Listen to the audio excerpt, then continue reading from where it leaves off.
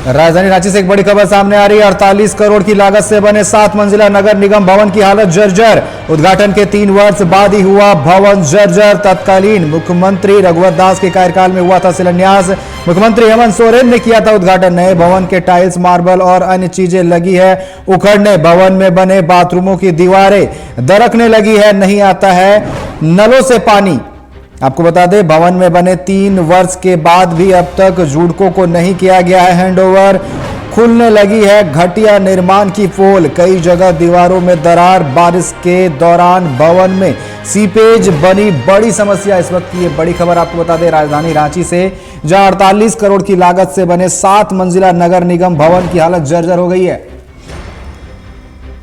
और अधिक बात करने के लिए फोन लाइन पर रांची से हमारे संवाददाता दीपक हमारे साथ जुड़ चुके हैं। दीपक, 48 करोड़ की लागत से बने 7 मंजिला नगर निगम भवन की हालत जो है जर्जर नजर आ रही है। 3 साल हुए नहीं कि जो छत से पानी टपकने लगा है। जी अनिकेत, ये लापरवाही और भ्रष्टाचार का सबसे बड़ा नमूना है, क्योंकि रांची नगर निगम जिसके पास अपना भवन नहीं था, तो तत्कालीन मुख्यमंत्री रघुवर दास के कार्यकाल में 2017 में नगर निगम के नए भवन की आधारशिला रखी गई थी। और कोलकाता की एक कंपनी है सिंगल कॉन्ट्रैक्टर्स, उसे ये कॉन्ट्रैक्ट मिला था। और बताएं कि रांची झारखंड के सबसे जो जाने माने आर्किटेक्ट हैं राजीव चड्ढा, उन्होंने इसकी डिजाइन की थी। अब इस भवन के कई दीवारें जो है अंदर से दरक गई हैं। बारिश का पानी जो शुरू होता है तो रिसने लगता है।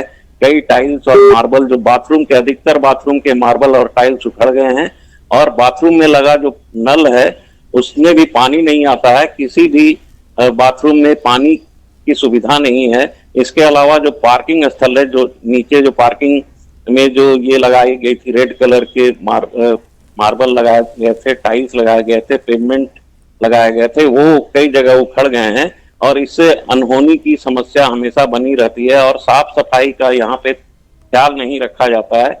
और सीढ़ियां जो हैं उसके कोने पे उन्हें पीक, जो पान या गुटखा के जो पीक हैं वो निशान दिखने लगे हैं। तो इसमें जो है सबसे बड़ी बात है कि जुडको का जो हेड ऑफिस है, इसके 7वें तल्ले पर जुडको का हेड ऑफिस वहां पे कार्य करता है। और सभी जो है अधिकारी से लेकर कई अफसर, बड़े बड़े अफसर, नगर निगम के आयुक्त, नगर निगम के सहायक आयुक्त और अन्य जो है, मेयर और डिप्टी मेयर तो अभी नहीं है क्योंकि स्थानीय निकाय का चुनाव नहीं हुआ है, सबके रहते हुए 3 साल में नगर निगम भवन की ऐसी दुर्गति क्यों हुई, यह बहुत बड़ा जांच का विषय है। क्योंकि रांची नगर निगम जो खुद दूसरे का नक्शा पास करता है, भवन निर्माण का प्लान को मंजूरी देता है, उसके भवन की ही दुर्दशा पर कौन जिम्मेवार है? आखिर यहीं से सरकार चल रही है। मुख्यमंत्री हेमंत सोरेन यहाँ से सरकार चला रहे हैं। नगर निगम महज उनके आवास से 1 से 1.5 किलोमीटर के दायरे पे है। यहीं पे राजभवन है, सारा महकमा यहाँ पर है। फिर भी रांची नगर निगम की यह दुर्दशा बहुत मायने रखती है अनिकेत। जी बिल्कुल, कहीं ना कहीं यहाँ पर बंदरबाट कह ले या फिर घटिया निर्माण सामग्री का उपयोग करना, कहीं ना कहीं ये सब चीजें रही होंगी, तभी तो 3 साल होते ही जिस तरीके से अब जर्जर स्थिति देखने को मिल रही है।